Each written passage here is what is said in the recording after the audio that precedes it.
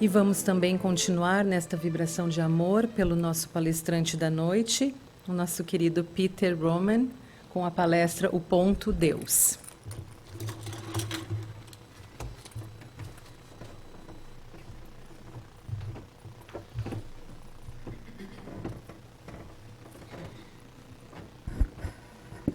Queridos irmãos e irmãs, muito boa noite. Hoje nós vamos falar sobre uma terceira inteligência. Todo mundo conhece dois coeficientes de inteligência. A inteligência, o QI, coeficiente de inteligência, o QE, coeficiente de inteligência emocional, e um que está sendo agora bem mais divulgado, amplamente divulgado, eu diria, pelos cientistas, que é a inteligência emocional. E eles determinaram, dentro desse estudo, que existe dentro do nosso cérebro um ponto chamado ponto Deus.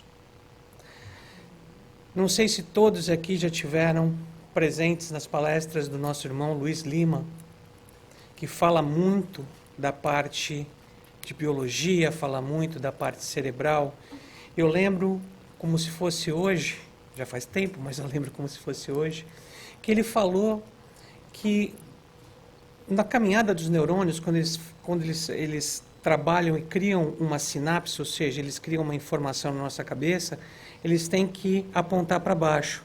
Mas existe um momento em que eles começam a apontar para cima. E ficam um tempo apontando para cima, e em cima não tem nada. Não tem nenhuma informação.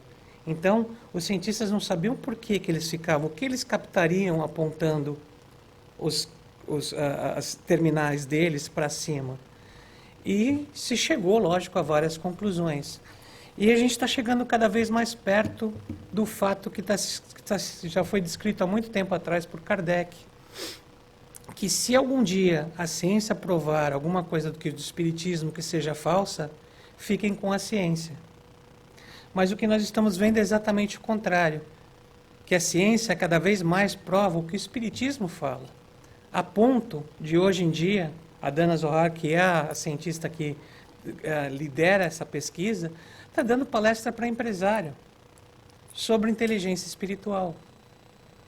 Ou seja, não é só no nosso dia a dia pessoal que nós necessitamos ter inteligência espiritual. No nosso dia a dia corporativo também é extremamente necessário. Mas o que é inteligência, ou o que é o espírito? O espírito é o princípio inteligente do universo. Olha que interessante, esse primeiro conceito espírita de inteligência. Nós somos a inteligência, somos o princípio inteligente do universo. Qual a natureza íntima do espírito? O espírito com a linhagem humana não é fácil de ser analisado, porque o espírito não é uma coisa palpável. Aí ele pergunta mais uma vez, Kardec, mas o espírito é sinônimo de inteligência? Aí os espíritos respondem, a inteligência é um atributo essencial do espírito. Todavia, como ambos se confundem num princípio comum, para vós são a mesma coisa. Nós somos a inteligência somos nós. Portanto, a gente não prescinde de inteligência, a inteligência rege tudo e todos, a inteligência trabalha conosco. Só que até então, a gente só consegue ver a inteligência de quem sabe fazer contas maravilhosas, ou sabe de biologia, ou sabe de física, ou sabe fazer uma equação complicadíssima, ou sabe falar muito bem, tem o dom da oratória, e assim por diante. Quando, na verdade, a grande inteligência, a inteligência mais utilizada no nosso dia a dia, é a inteligência espiritual. Em 1989, o Dr. Daniel Goleman criou o termo inteligência emocional. E dali para frente todo mundo só fala de inteligência espiritual, emocional, inteligência emocional. Que é necessária, que é... Claro que é. Só que ela é só um passo. E aí você tem uma inteligência emocional. Você entende como você reage. Mas aí como é que você explica na sua casa você ter duas irmãs, gêmeas, lindas, uma na cadeira de rodas e a outra, a cheerleader da escola, a rainha do prom? Como você explica com a tua inteligência emocional esse tipo de coisa? Fica complicado. Porque aí você vai discutir a justiça de Deus. E Deus é justo. Mas se Ele é justo, como é que eu tenho duas pessoas tão díspares na minha casa, sendo que as duas não fizeram absolutamente nada? Pelo contrário, são maravilhosas, ajudam a todos. A minha filha, então, que está na cadeira de rodas, faz de tudo e mais um pouco para ajudar o próximo. Por que é que ela está assim? Aí vem a inteligência espiritual. Bom, se nada nesta encarnação pode ser a causa disso, não é desta vida. Então vem de vidas passadas. Nos é possível saber o que nós somos na vida passada? Ainda bem que não. Porque se vocês ainda acham que nós somos bonzinhos, eu tenho uma novidade para vocês. Quem está no mundo de provas e expiações não tem nada de bonzinho. Inclusive este que vos fala. Não tem nada de bonzinho. Nós estamos aqui para aprender. Nós estamos aqui para nos melhorar. Mas bonzinho, não. A gente tenta. Isso que é bom. A gente tenta sempre estar se melhorando. Vamos falar do ponto Deus. Essa foi uma pesquisas divulgadas recentemente por cientistas de várias partes do mundo, não foi só um. Olha que interessante, como é que o Espiritismo foi consolidado. O Espiritismo foi consolidado por médiuns dando comunicações em diversas partes do mundo, num momento em que o mundo não se comunicava. Não existia telefone celular para falar de um lado para o outro, não existia videochat, não existia absolutamente nada. Eles falavam exatamente a mesma coisa em todos os cantos do mundo. E aí falavam, como é que pode acontecer? Hoje, todos os vários cientistas de várias partes do mundo noticiam a descoberta do ponto Deus no cérebro do ser humano. Uma área que seria responsável pelas experiências espirituais das pessoas.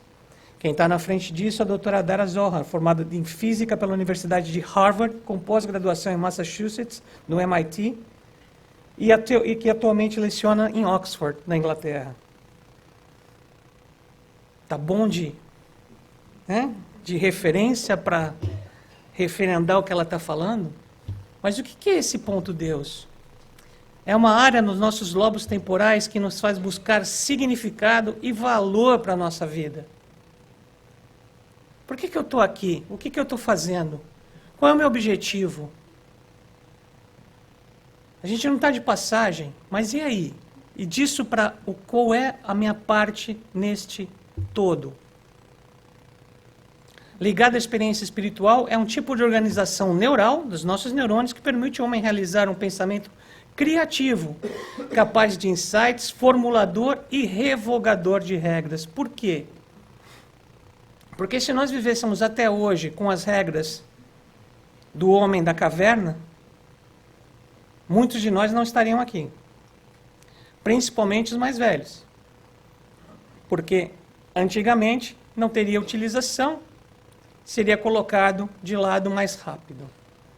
Principalmente as mulheres. Por quê? Porque não eram tratadas com o mesmo valor que são tratadas hoje. Então, o que é esse ponto? Ele nos ajuda a questionar, a revogar aí e questionar regras que já não servem mais para a gente, que já não têm mais utilidade, que já não têm mais função na sociedade que a gente vive.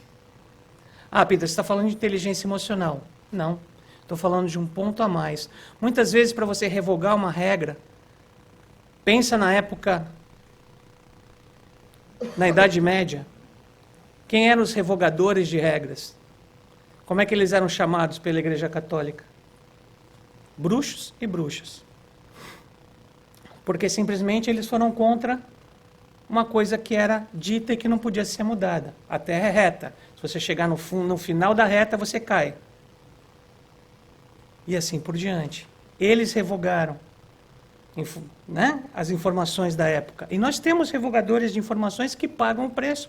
Um dos últimos que nós sabemos foi Mandela. Quanto tempo ele ficou preso?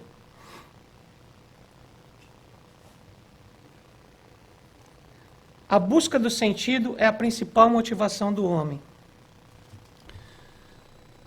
Nós temos a logoterapia, que hoje em dia foi criada pelo Dr. Viktor Frankl, que foi um prisioneiro de Auschwitz, na Alemanha, ele foi prisioneiro do campo de concentração, ele conseguiu sobreviver quando muita gente morria, e o que ele percebeu é que quem sobreviveu a todos esses horrores tinha um propósito na vida, que era sobreviver para contar o que aconteceu depois.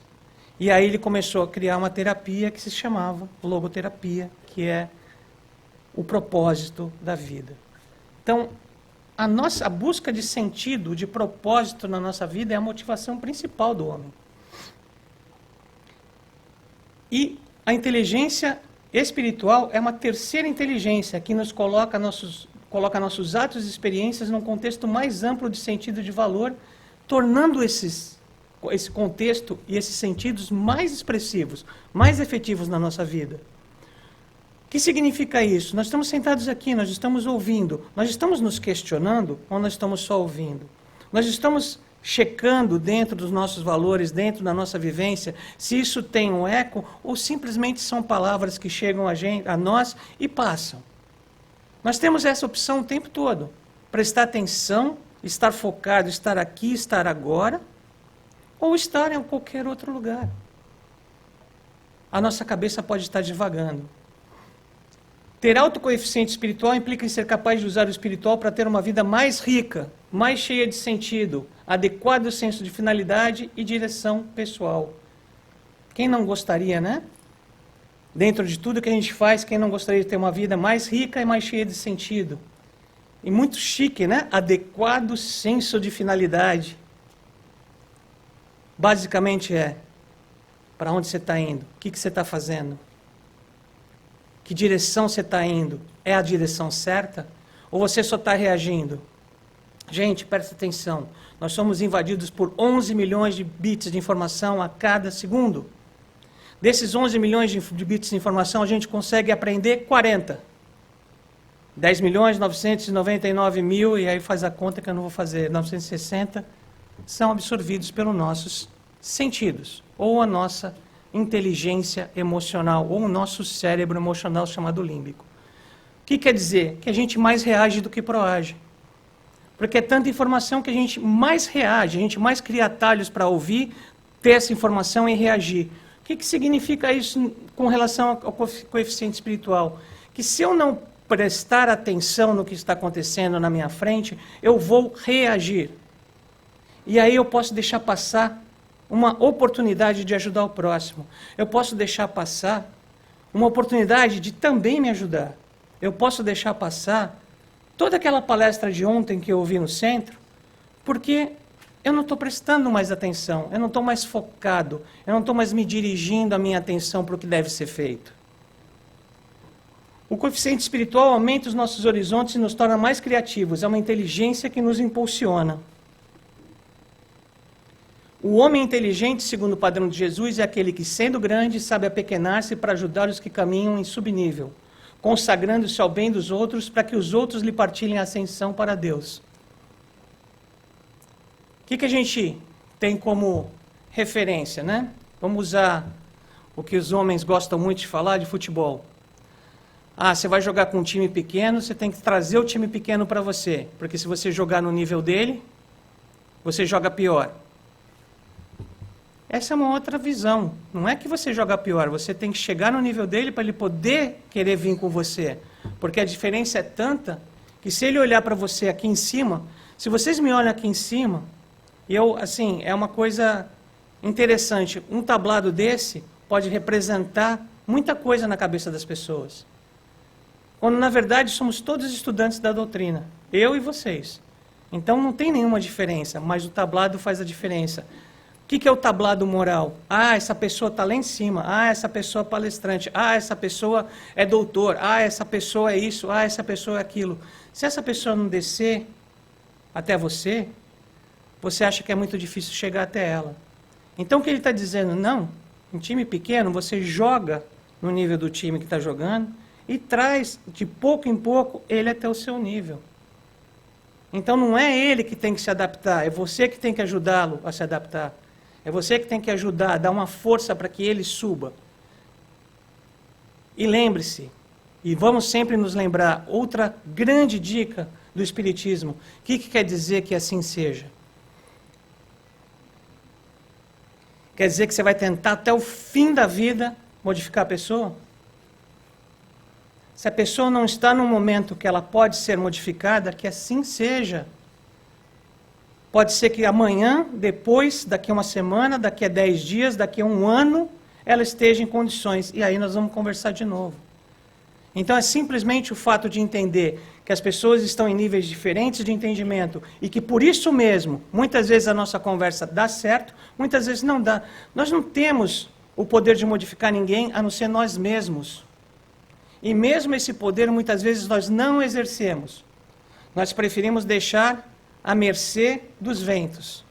Por isso mesmo que nós desenvolvemos tantas doenças em nós mesmos. Porque nós não prestamos atenção no teor dos nossos pensamentos. E nós não prestamos atenção no que esses pensamentos estão causando dentro do nosso corpo. E com o tempo, isso acaba virando uma doença. Que pode ter vários graus e vários níveis. Por isso que o espírita fala que a dor é amiga. Não, nunca vi espírita ajoelhado no milho se chicoteando, falando meia culpa. O que ele está falando é simplesmente que sem dor você não sai de ponto A e não vai a ponto B. Você fica em ponto A, porque está confortável. Se não doer, você não sai de onde você está. Nós podíamos querer sair pelo amor, mas muitas vezes nós só vamos sair quando dói. Nós só vamos nos mexer quando dói. Por quê? Porque nós não gostamos de novidade. O novo amedronta. Eu vou sair de onde eu estou para quê? Se eu estou bacana aqui. Quem disse para você que você está bacana? Você está contando para você uma história. E eventualmente essa história tem um preço. E muitas vezes a gente não quer pagar o preço, mas continua contando a história. É aquela história de fazer um bolo com sal e querer que ele saia doce. E aí vem a grande explicação do Freud sobre insanidade. Querer que alguma coisa, fazer a mesma coisa que sempre foi feita e querer um resultado diferente. Se a gente faz alguma coisa há tanto tempo e tem sempre o mesmo resultado, gente, muda, né? Nem que seja para ver se sai diferente. Nem que seja uma vezinha. Sabe aquele ditado dos alcoólatras anônimos? Só hoje eu não vou beber? Que tal a gente usar só hoje eu vou tentar? Aí chega amanhã e você fala, só hoje eu vou tentar. Aí chega de manhã, só hoje eu vou tentar. Tenta uma vez por dia. Tenta uma vez por dia modificar alguma coisa que não está dando certo na sua vida. Vê a fórmula que você está usando para chegar no resultado. Muda um ingrediente dessa fórmula. Tira o sal e põe açúcar. Tira o sal e põe mel. Açúcar mascavo, diet, como você quiser. Mas tira o sal, põe alguma outra coisa. Modifica a tua fórmula. Não é desagradável, mas muitas vezes não vai ser agradável. Mas não é mais desagradável continuar tendo o mesmo resultado? É isso que a gente não analisa. É isso que é o coeficiente espiritual. Gente, se eu estou fazendo isso, não está dando resultado, eu continuo fazendo isso. Por quê? Porque a gente não para analisar. Tipos de inteligência. Para identificarmos o quociente, precisamos responder as perguntas. Para nosso QI, como é que é essa coisa? Uma coisa básica. Como? Como é que funciona? O que é? Uma coisa material. O coeficiente de emoção ou emocional já te pergunta para que serve? Ou seja, o que eu faço com isso? O que isso agrega na minha vida? O coeficiente espiritual pergunta por quê. E o mais engraçado é que a maior parte dos palestrantes, a maior parte dos motivadores de empresas, hoje em dia falam de um livro chamado Comece pelo Porquê, de um autor chamado Simon Sinek. Ele criou um Golden Circle, onde no meio está o porquê. Você tem que começar. Por que é que você está no mercado? Não é o que você vende. Por quê? Porque se você souber dizer por que é que você pôs esse produto, por que você confia tanto nele, a pessoa vai se apaixonar pela sua história, não pelo que você vende. Se você souber por que você está aqui hoje, e não para quê, E nem como. Se você souber por que você veio aqui hoje, você vai se apaixonar pelo Espiritismo. E você vai apaixonar, vai gerar paixão em outras pessoas, no bom sentido.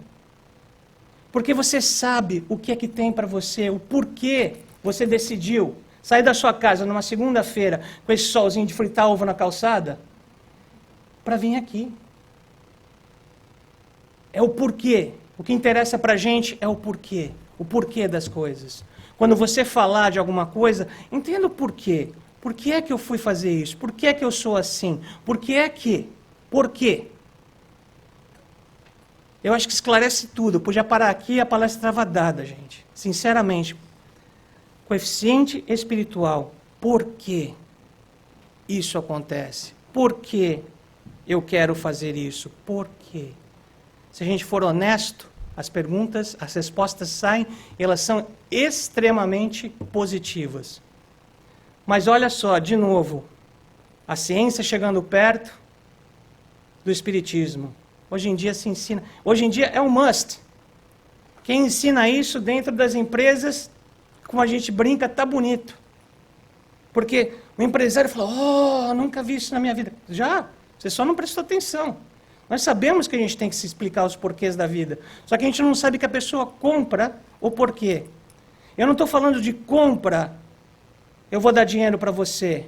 Compra. Quando a gente conversa com uma pessoa, você está comprando a conversa da outra pessoa no bom sentido.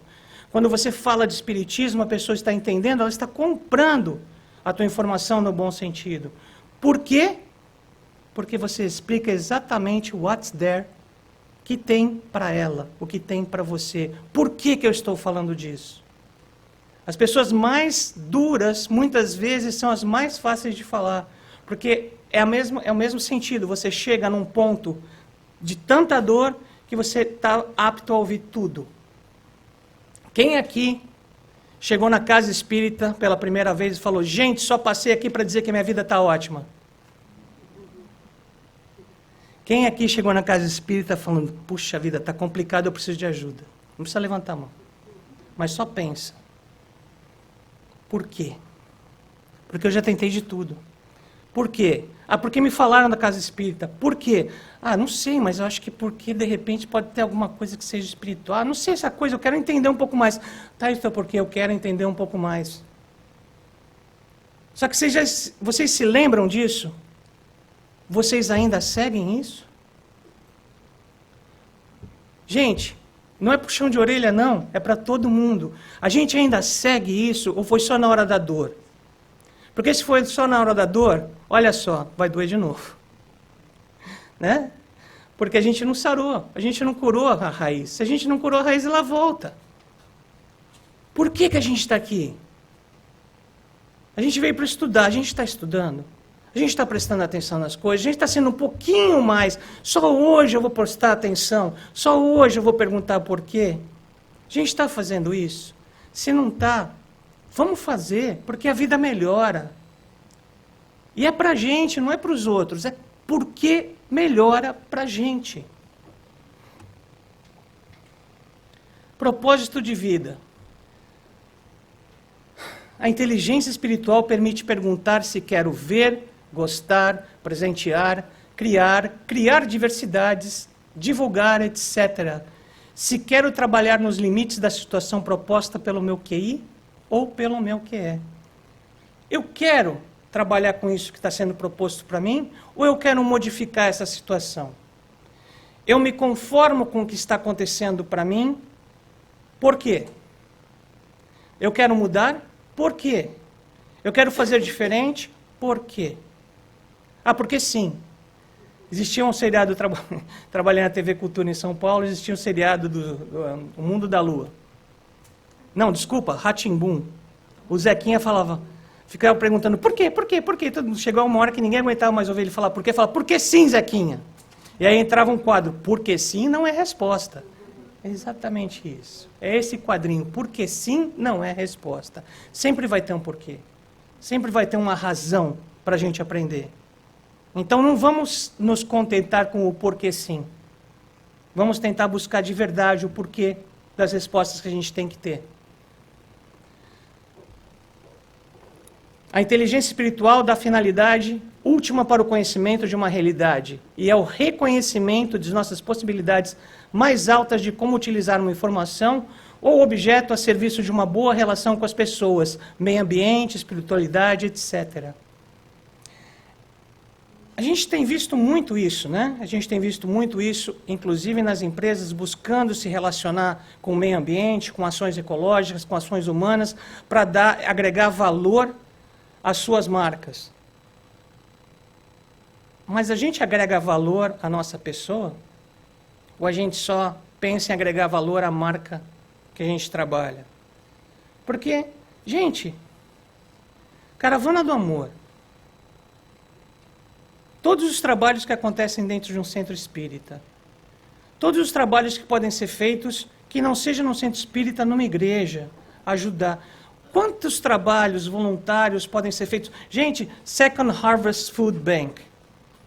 Sabe o que você vai fazer lá? Você vai separar comida que foi doada pelos supermercados, que parece que já está ruim e não está. Você vai separar para doar para gente que não tem condição.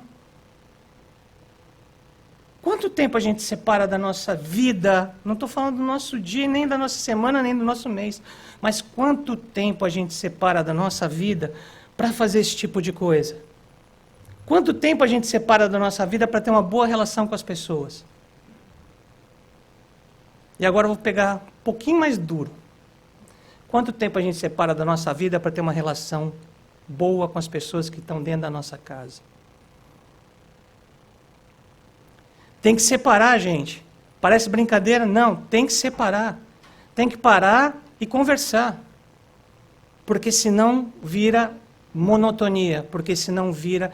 A pessoa que está em casa é a primeira que a gente pode, né, não prestar muita atenção. E aí vem uma pergunta para vocês que são, virão a ser ou querem ser chefes de um grupo.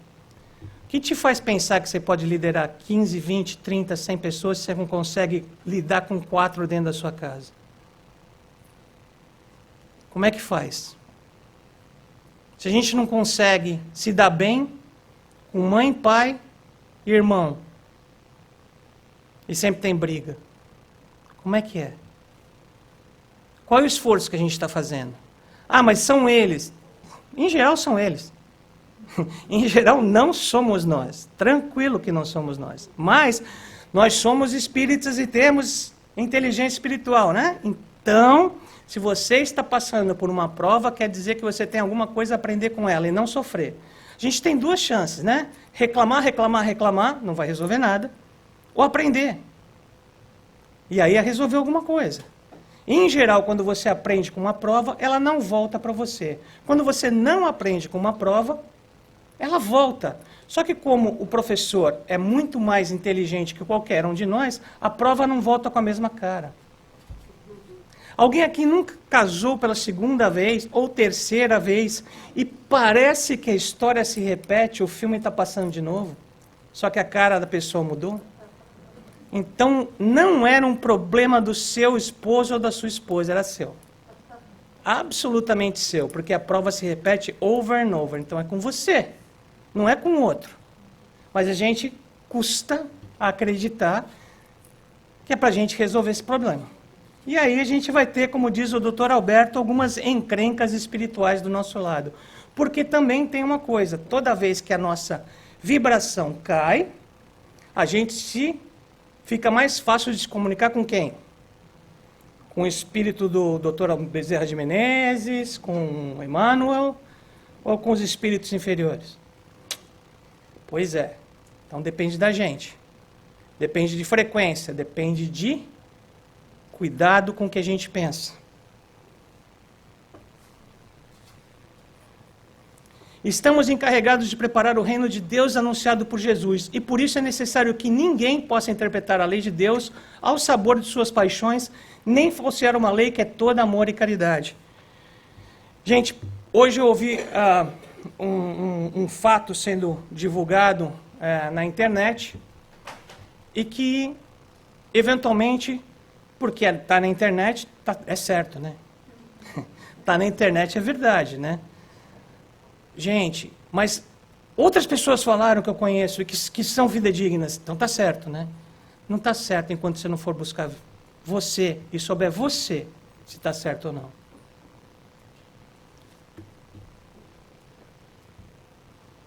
Que ninguém possa interpretar a lei de Deus ao sabor de suas paixões, nem falsear uma lei que é toda de amor e caridade. Isso tem sido feito nos últimos 2000 anos.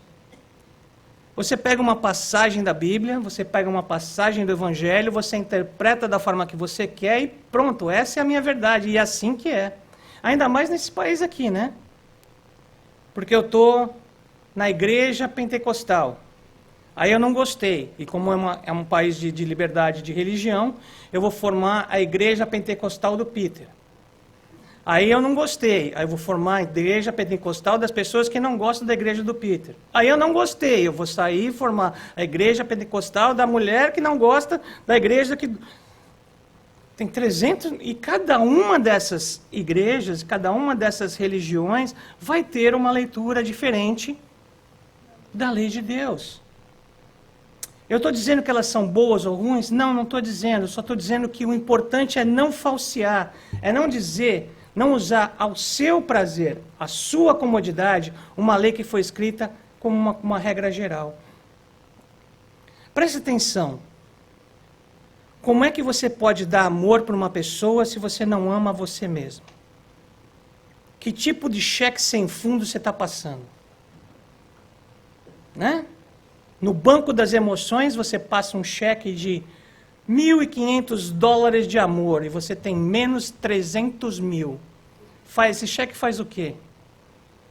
Vamos supor que é um cheque de verdade, ele bounce back, né? Ele bate, volta para o teu banco cobra juros de você e o banco do outro cobra juros de você. Só que como esses juros são emocionais, quem paga é você.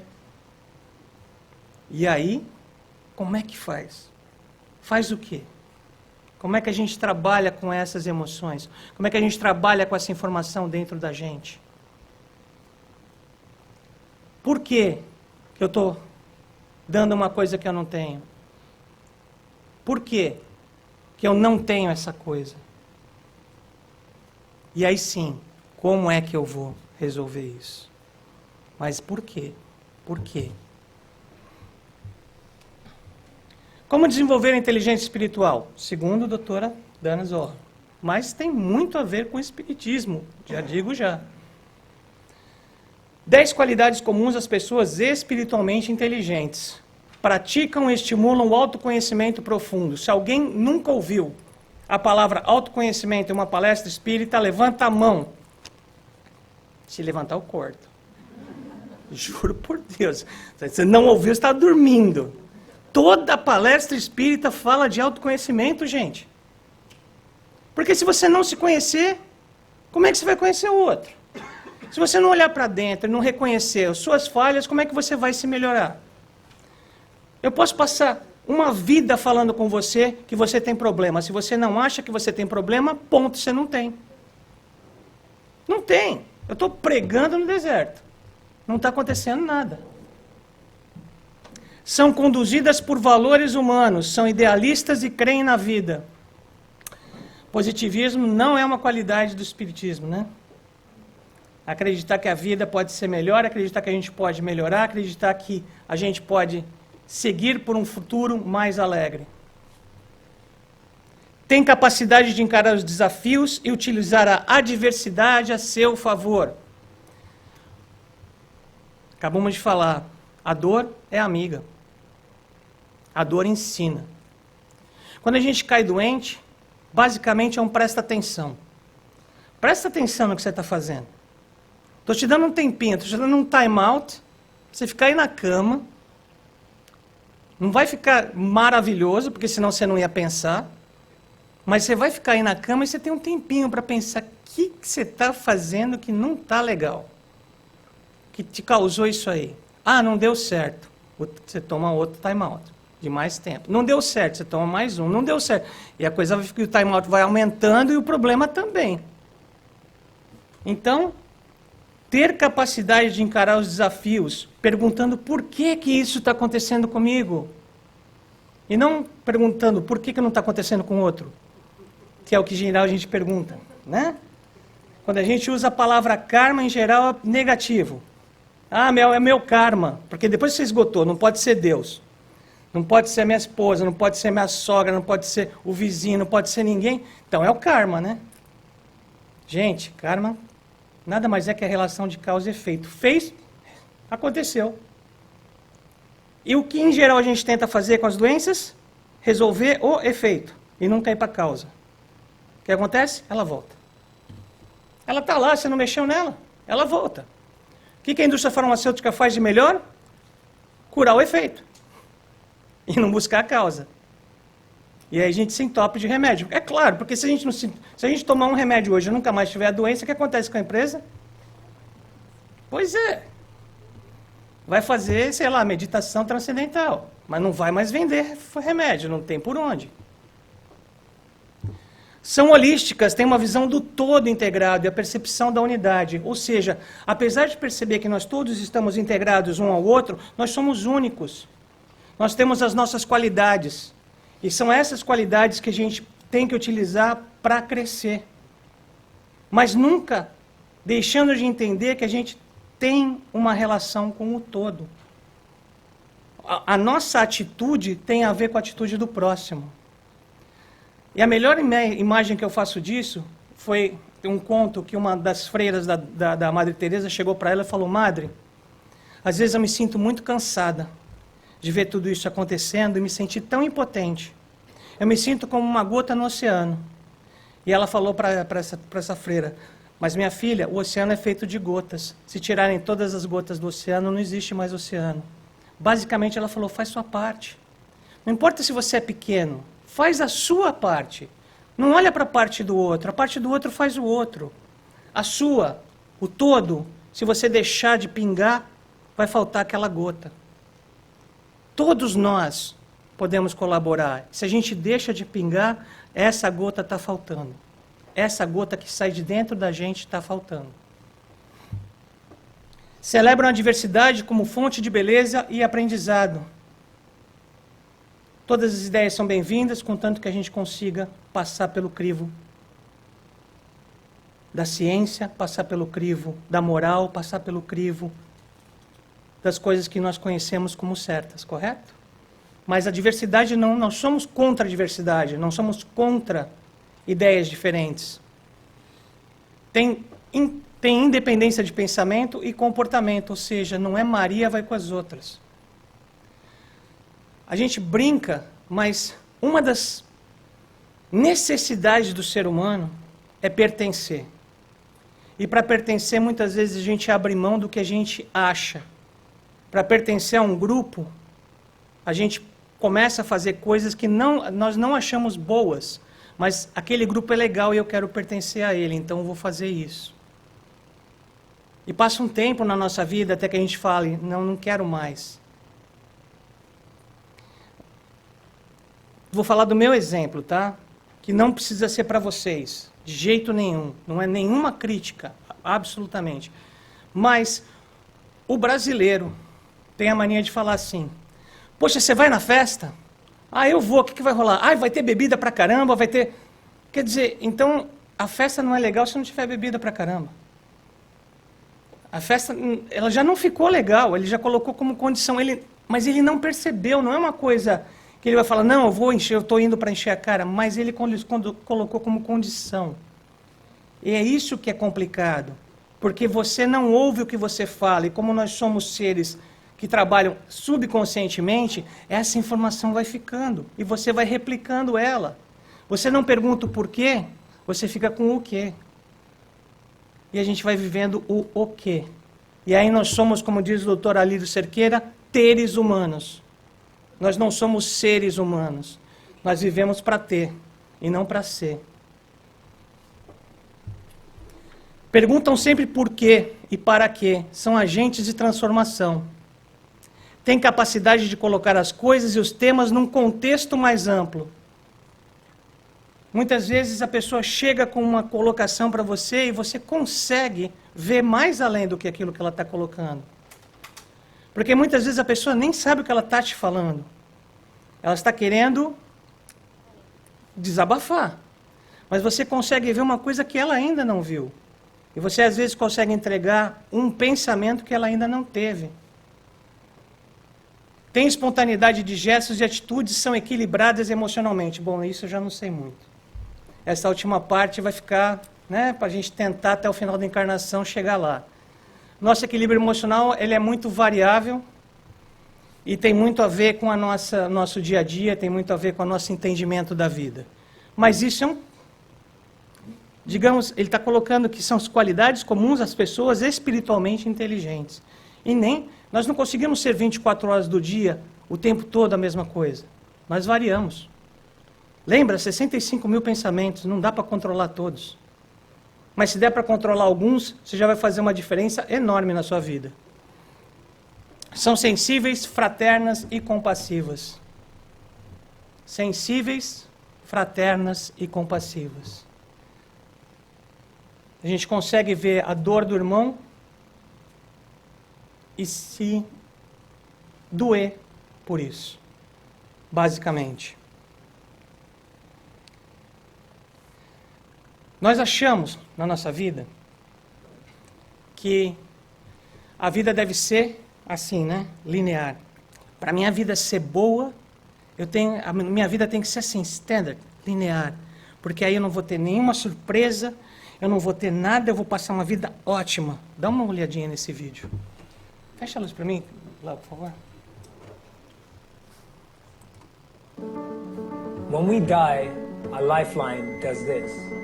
When we're alive, our lifeline does this.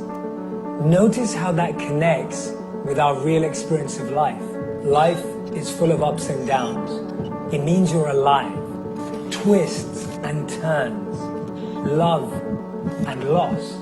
Happiness and sadness. Success and failure. We experience extreme highs, peaks, and summits, and at the same time experience the troughs, the lows, and submit. Life is kind of like one big crazy roller coaster. It starts slowly, fills you with anticipation and curiosity, takes you up, and then sends you flying down, only to rise up quickly again. We laugh until it hurts.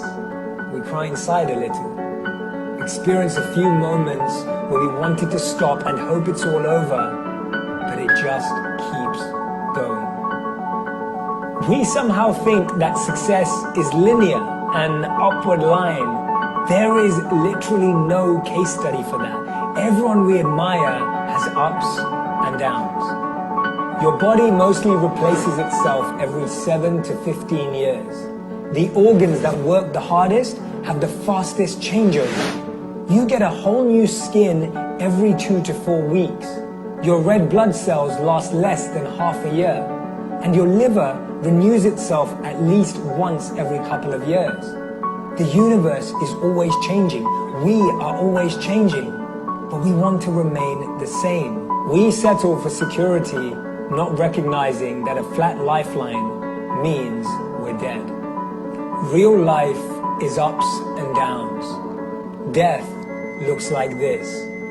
Every time I see that, I remind myself, this is living, this isn't. In the journey of life, we pass pleasure and pain. There will be sunshine and rain. There will be loss and gain. But we must learn to move forward again and again. Don't judge the moment. Don't try to hang on because it will keep pushing you forward.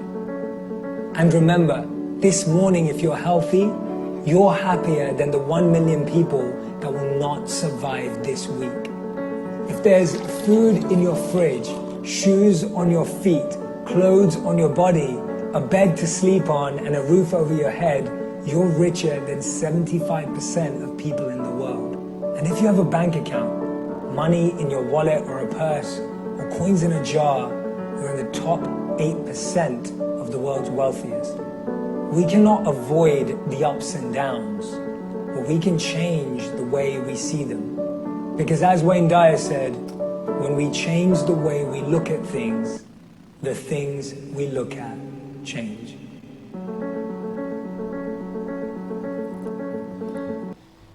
Esse é um convite para nós entendermos o poder do nosso foco.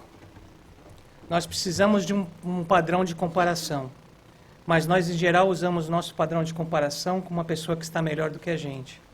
E nós não olhamos para quem está pior. Gente, se você tem dinheiro na sua carteira, você está entre os 8% da população mais wealthy, ou seja, mais financeiramente bem. Vocês já pensaram nisso? Nós estamos entre os 75% os 25% da população mais rica do mundo.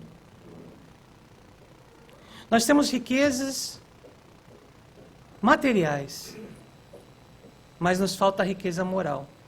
Nos falta a riqueza espiritual, de olhar e poder comparar não com quem. A gente aprendeu a comparar com aonde a gente quer chegar, e não tem nada de mal com isso. Mas não é essa a forma de comparação quando você quer desenvolver o teu lado espiritual. Nós estamos bem e muito bem. Estamos aqui, temos ar-condicionado. Gente, imagina isso aqui sem ar-condicionado. Imagina isso aqui sem água. Agora deixa eu perguntar, quem é que paga pelo ar-condicionado dessa casa e pela água? Se você não está contribuindo, não é você, são os outros. Você está usufruindo, sem problema. Mas algum dia que você contribua. Nós dizemos sempre isso no atendimento fraterno. Graças a Deus, há 12 anos nós temos feito atendimento fraterno nessa casa. Se você saiu bem, se você está no caminho de se melhorar, volta um dia aqui, ou a primeira chance que você tiver de melhorar alguém que cruze com você, fala para ela. Use esse poder que você teve à sua disposição para ajudar o próximo. Não custa, gente, mas custa foco.